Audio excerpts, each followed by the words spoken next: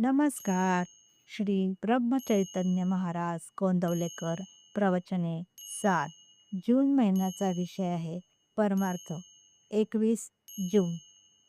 भाव असल्याशिवाय परमार्थ होत नाही.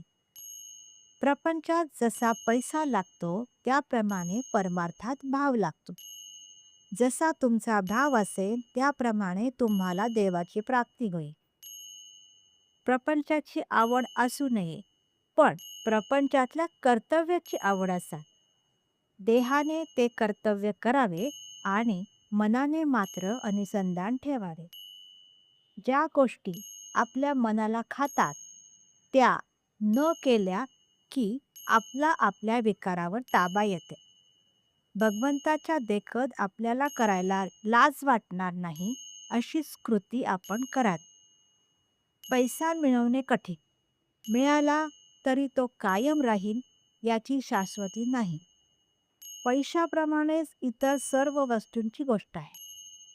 प्रत्येकाला आशा वाटते की मी उद्या आजच्यापेक्षा सुखी होईल. तो कधीच पूर्ण सुखी होत नाही आणि त्याचे गाराणे काही संपत नाहीत. प्रपंचातल्या सर्व वस्तू नाशवंत आणि दुःखरूप आहेत. म्हणून प्रपंच असत्य आहे हा अनुभव प्रपंच देतो. या अनुभवाने प्रपंचात जो आसक्त होतो तो सुखी होत नाही. अनुभव विसरून जो आसक्त होतो तो दुःखी. सुख हे समजुतीमध्ये आहे आणि भगवंताचे होणे हीच समजूत तेवढी खरी आहे.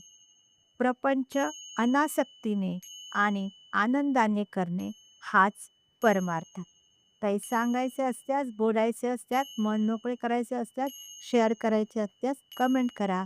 आनंदात राहा. धन्यवाद.